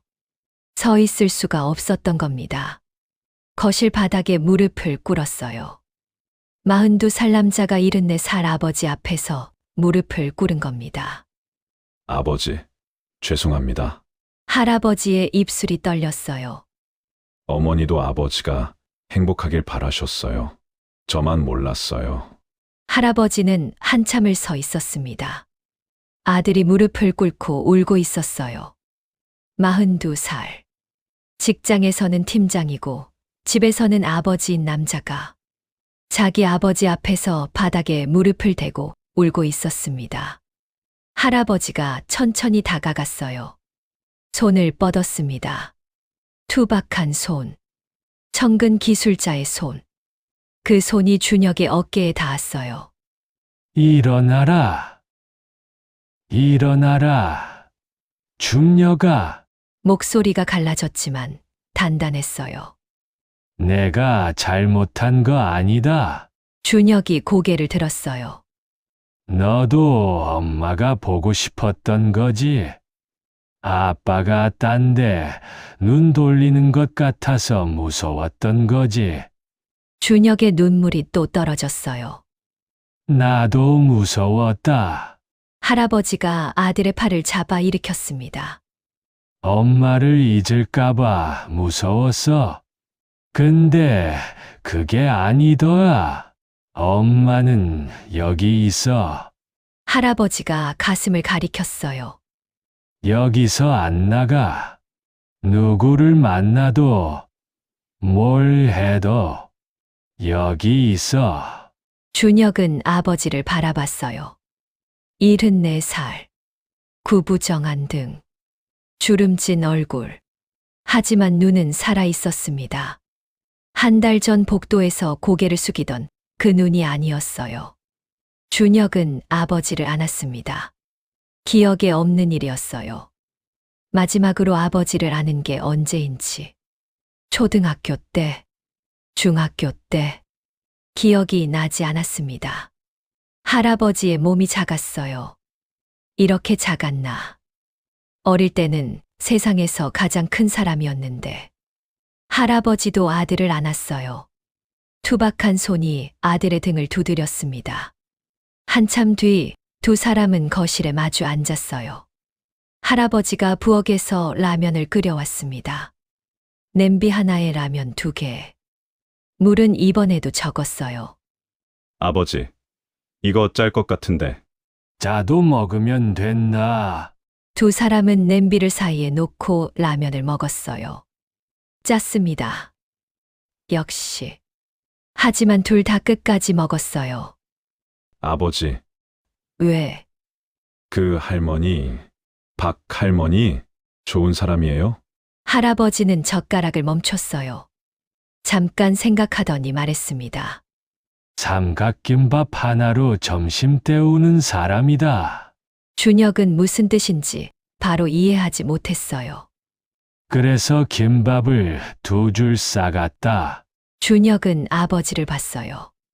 라면 국물이 묻은 입가에 아주 미세한, 아주 작은 미소가 번지고 있었습니다.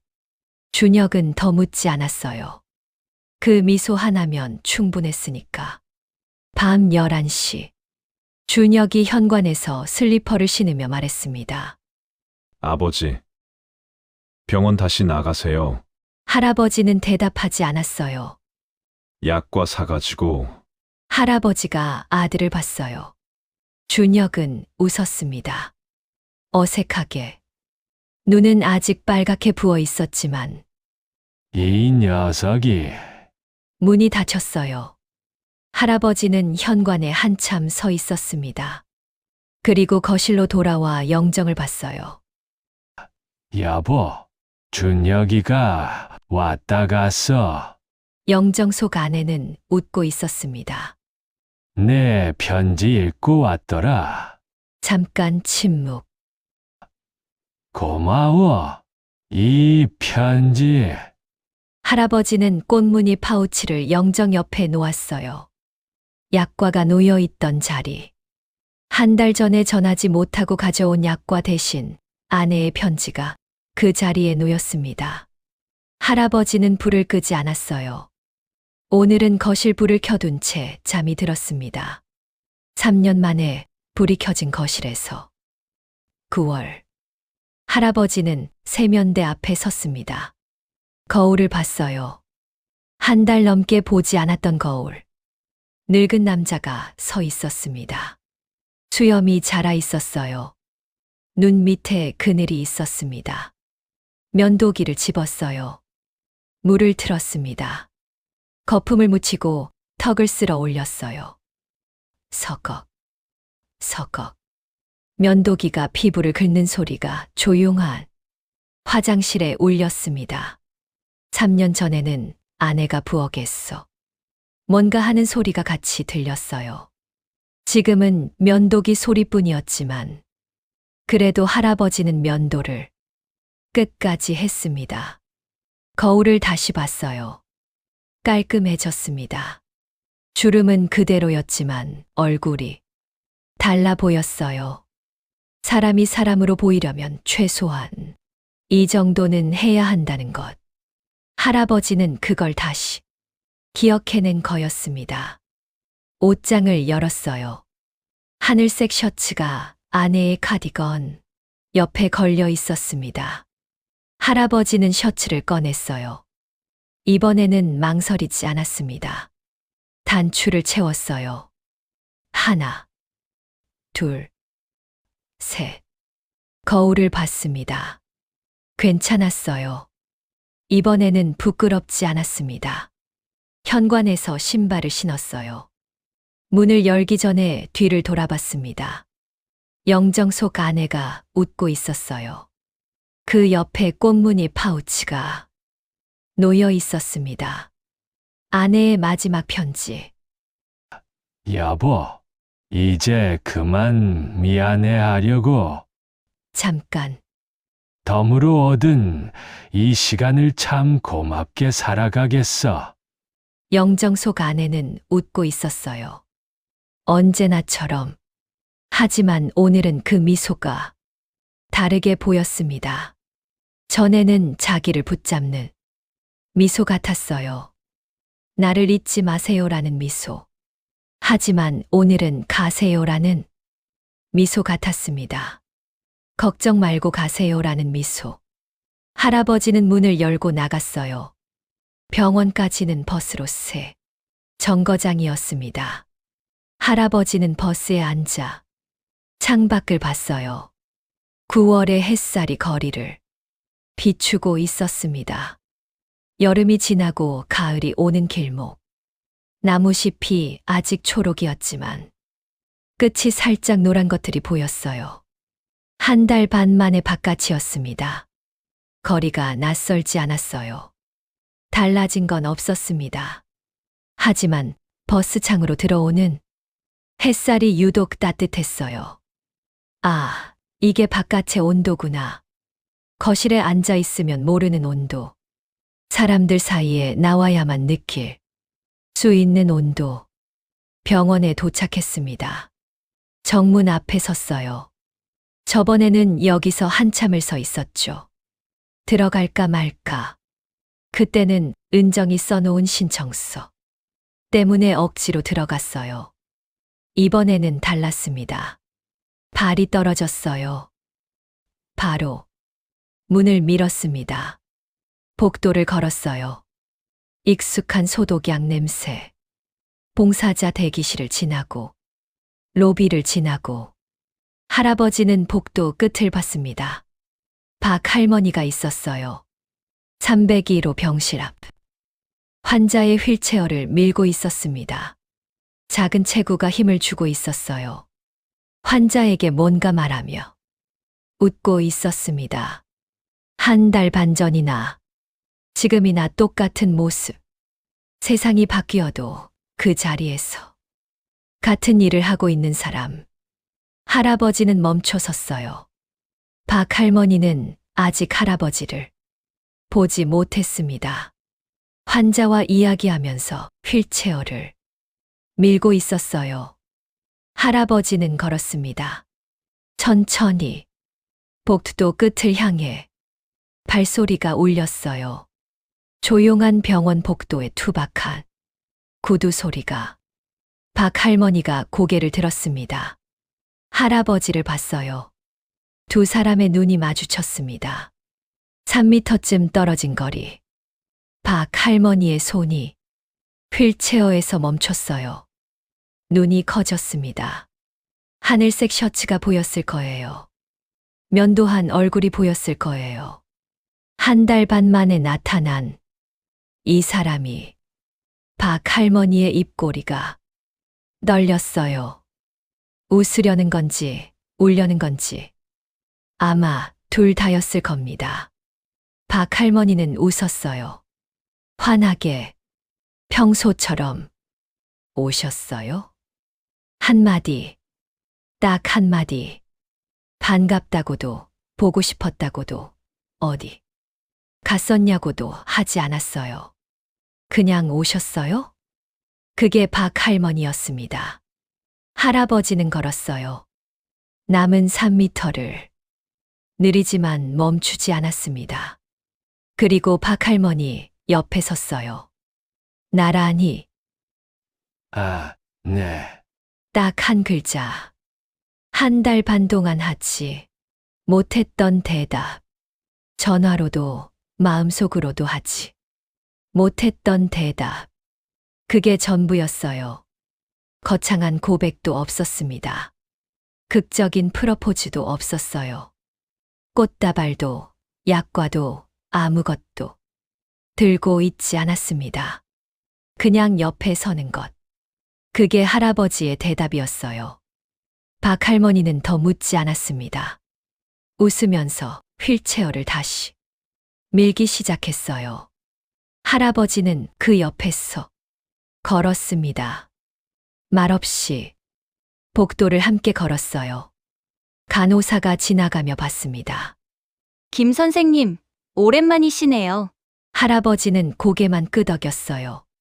환자를 재활실까지 데려다 주고 복도를 걸레질하고 3층 형광등이 깜빡거리는 걸 확인했습니다. 일상이 돌아온 거였어요. 점심시간이 됐습니다. 할아버지는 가방에서 김밥통을 꺼냈어요. 2줄.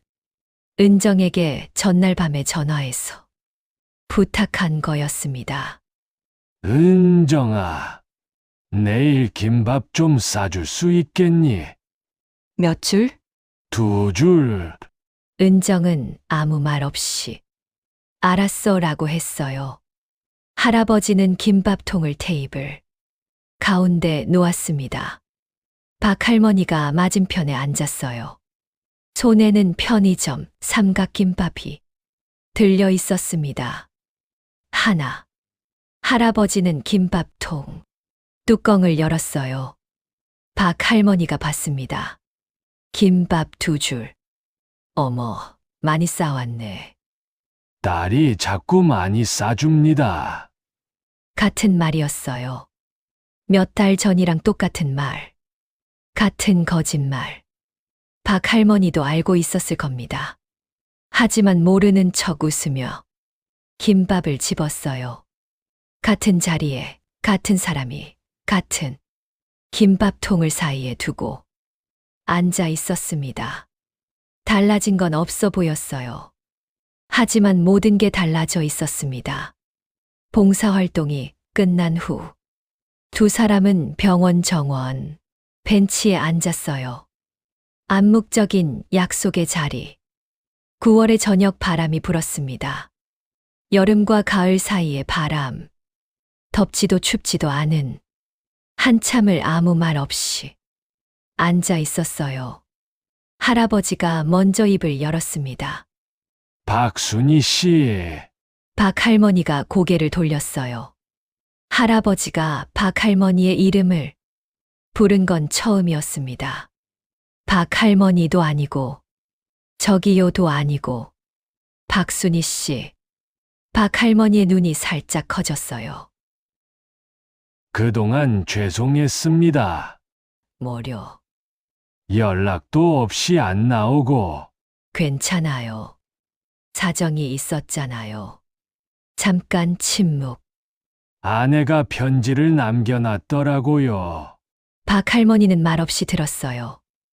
혼자 있지 말라고. 누군가랑 같이 걸으라고. 그래서 왔습니다. 바람이 불었어요.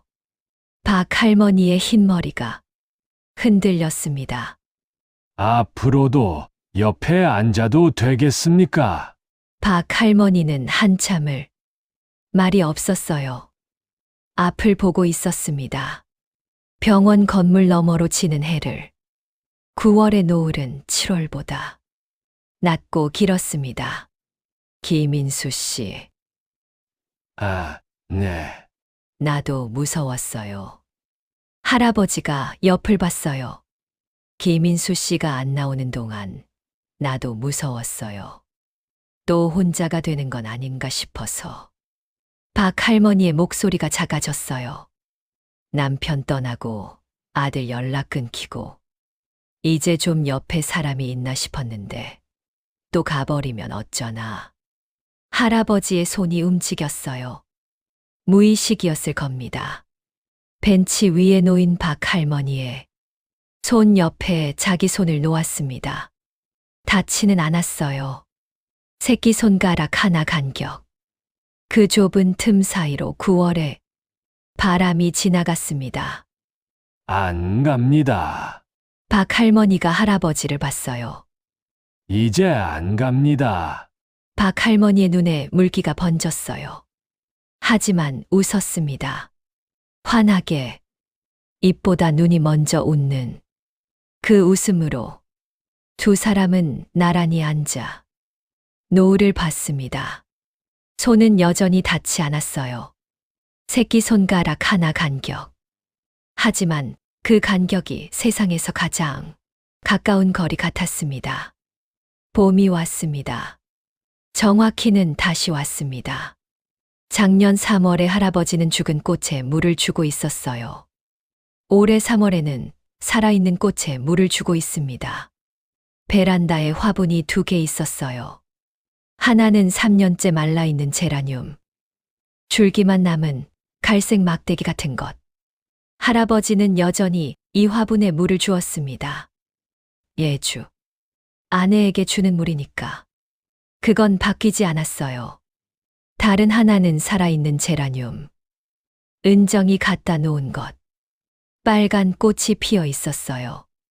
할아버지가 매일 아침 물을 주고 햇볕 드는 자리로 옮겨 놓았습니다. 죽은 것에도 살아있는 것에도 물을 주는 사람. 그게 지금 할아버지의 하루였어요. 새벽 4시.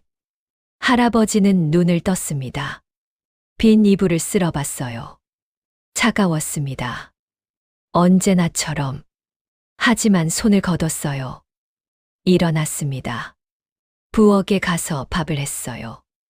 반찬을 꺼내 먹었습니다. 미역국은 없었어요. 그건 아내만 끓일 수 있는 거니까. 대신 된장찌개를 끓였습니다. 은정이 가르쳐 준 거였어요. 된장 한 숟가락, 두부 반 모, 파 조금. 맛은 아내의 것과 비교할 수 없었지만 뜨거웠습니다. 그것만으로 충분했어요. 밥을 먹고 면도를 하고 옷장을 열었습니다. 하늘색 셔츠를 꺼냈어요. 이제는 망설이지 않았습니다. 단추를 채우고 거울을 봤어요. 75살이 되었습니다. 생일이 지났거든요. 주름은 더 깊어졌어요. 하지만 눈이 달랐습니다. 1년 전과 살아있는 눈. 현관에서 신발을 신었어요. 오늘은 봉사활동이 아니었습니다. 공원이었어요. 할아버지가 아내와 매일 산책하던 공원. 아내가 떠난 후 혼자서는 한 번도 오지 못했던 곳. 정문 앞에 섰습니다. 벤치가 보였어요. 둘이 앉던 벤치. 연못가 벚나무 아래. 아내는 항상 왼쪽에 앉았어요. 할아버지는 오른쪽. 40년 동안 할아버지는 혼자 서 있었습니다. 5분쯤 지났을까? 뒤에서 발소리가 들렸어요. 작은 발소리. 슬리퍼가 아니라 운동화. 작은 체구에 맞는 가벼운 발소리. 안 추워요? 아직 바람이 차가운데. 할아버지가 돌아봤어요. 박 할머니가 서 있었습니다. 연한 분홍색 점퍼를 입고 있었어요. 손에는 비닐봉지가 하나 들려 있었습니다. 안 춥습니다. 거짓말. 귀가 빨개요. 할아버지가 귀를 만졌어요. 빨갰습니다. 추워서인지 다른 이유인지는 모르겠어요. 박 할머니가 비닐봉지를 들어 보였습니다. 붕어빵 샀어요. 가게가 문 열었더라고. 같이 먹어요. 두 사람은 벤치로 걸어갔어요. 연못가 벚나무 아래. 벚꽃은 아직 피지 않았습니다. 가지에 봉오리만 맺혀 있었어요. 며칠 뒤면 필 거였습니다. 할아버지는 오른쪽에 앉았어요. 왼쪽은 비워뒀습니다. 습관이었을 겁니다. 40년 동안 아내가 앉던 자리니까. 박 할머니가 봤어요. 빈 왼쪽을. 그리고 할아버지의 오른쪽 옆에 앉았습니다. 왼쪽이 아니라 오른쪽 옆에. 아내의 자리를 비워둔 채로. 그 옆에. 할아버지는 박 할머니를 봤어요. 박 할머니는 아무렇지 않은 듯 붕어빵 봉지를 열고 있었습니다. 알고 있는 거였어요. 왼쪽이 누구의 자리인지. 그래서 거기 앉지 않은 겁니다. 할아버지는 가슴이 뜨거워졌어요. 말로 한 적 없는 걸 알아주는 사람. 설명하지 않아도 되는 사람. 뜨거울 때 먹어야 맛있어요. 자, 붕어빵 하나를 건넸습니다. 할아버지는 받아서 한 입 베어 물었어요. 뜨거웠습니다. 팥이 입천장에 닿아서 혀가 얼얼했어요. 뜨겁습니다. 그러니까 천천히 드세요. 두 사람은 나란히 앉아 붕어빵을 먹었어요. 연못 위로 바람이 불었습니다. 아직 차가운 바람. 하지만 봄이 오는 바람이었어요. 비둘기 한 마리가 연못가로 걸어왔습니다. 빵 부스러기를 노리는 거였어요. 박 할머니가 붕어빵 꼬리를 떼어 던져주었습니다. 이리 와. 너도 먹어. 할아버지도 붕어빵을 조금 떼어 던졌어요. 비둘기가 두 조각 사이를 왔다 갔다 했습니다. 박 할머니가 웃었어요. 할아버지도 웃었습니다. 그 모습을 멀리서 누군가 보고 있었어요. 은정이었습니다. 공원 입구에 서서 벤치에 나란히 앉은 두 노인을 바라보고 있었어요. 붕어빵을 먹으면서 비둘기에게 빵을 던져주는 아버지. 은정은 조용히 미소 지었어요. 옆에 준혁이 서 있었습니다. 은정이 부른 거였어요. 아빠 공원에 나온대. 올래? 라고 문자를 보냈습니다. 준혁은 트레이닝복 차림이었어요. 양복이 아니라. 표정이 편안하지는 않았습니다. 아직 서툰 거였어요. 하지만 왔습니다. 그게 중요한 거였어요. 아빠 좋아 보이지? 준혁아. 응, 좋아 보여. 준혁은 벤치를 한참 바라봤어요. 아버지가 웃고 있었습니다. 옆에 앉은 작은 체구의 여자에게 뭔가 말하면서. 할아버지가 저렇게 웃는 걸 본 게 얼마만인지. 어머니 살아 계실 때 이후로 처음인 것 같았습니다. 누나, 왜? 추석 때 그 할머니 모시고 오라고 해. 아버지한테. 은정이 동생을 봤어요. 준혁은 벤치에서 시선을 떼지 않은 채 말했습니다.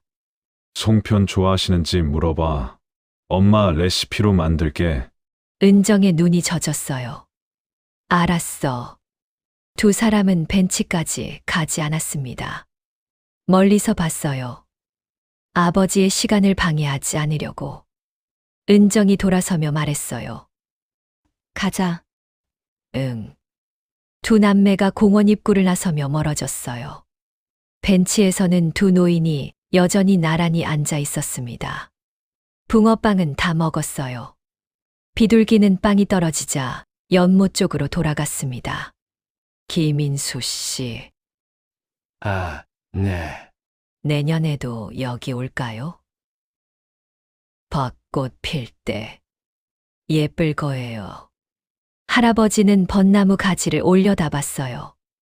봉오리가 단단하게 맺혀 있었습니다. 며칠 뒤면 터질 것 같은 봉오리. 아, 네. 봅시다. 박 할머니가 웃었어요. 할아버지도 웃었습니다. 바람이 불었어요. 3월의 바람. 아직 차갑지만 봄이 오는 바람. 저녁. 할아버지는 집에 돌아왔어요. 현관에서 신발을 벗고 거실을 지나 베란다로 갔습니다. 화분 2개. 죽은 제라늄에 물을 주었어요. 매주 하던 일. 아내에게 주는 물. 살아있는 제라늄에도 물을 주었어요. 빨간 꽃이 피 물방울을 맞고 반짝였습니다. 할아버지는 화분을 한참 바라봤어요. 죽은 꽃과 살아있는 꽃이 나란히 놓여 있었습니다. 옷장 안의 카디건과 셔츠처럼. 벤치의 왼쪽 빈자리와 오른쪽 옆에 앉은 사람처럼. 과거는 사라지지 않았어요. 하지만 현재가 그 옆에 와 있었습니다. 할아버지는 영정 앞을 지나며 말했어요. 여보, 오늘 공원 갔다 왔어. 우리 벤치. 잠깐. 내년에 벚꽃 피면 또 간다. 영정 속 안에는 웃고 있었어요. 할아버지도 웃었습니다. 그리고 거실 불을 켠 채 잠이 들었어요. 내일 새벽 4시에 또 눈을 뜰 겁니다. 빈 이불을 쓸어볼 겁니다. 그건 바뀌지 않아요. 평생 바뀌지 않을 거예요. 하지만 그 다음이 달라졌습니다. 일어나서 밥을 하고 면도를 하고 하늘색 셔츠를 꺼내 입고 누군가에게 줄 김밥을 싸서 나가는 아침.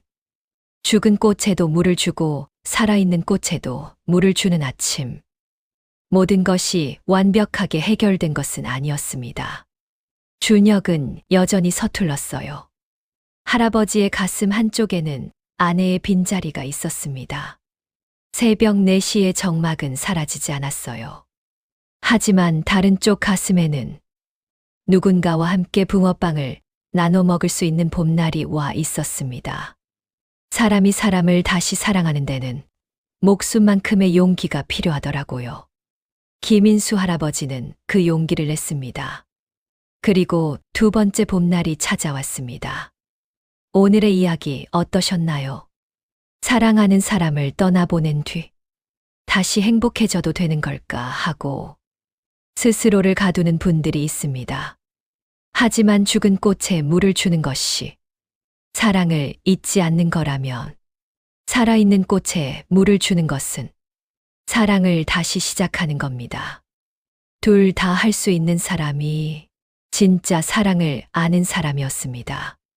긴 이야기 끝까지 함께 해주신 여러분께 진심으로 감사드립니다. 여러분의 구독과 좋아요는 더 따뜻한 이야기를 만드는데 가장 큰 힘이 됩니다. 혹시 여러분 곁에도 조심스럽게 다가온 봄이 있나요? 댓글로 남겨주시면 하나하나 정독하며 응원드리겠습니다. 늘 평안하세요.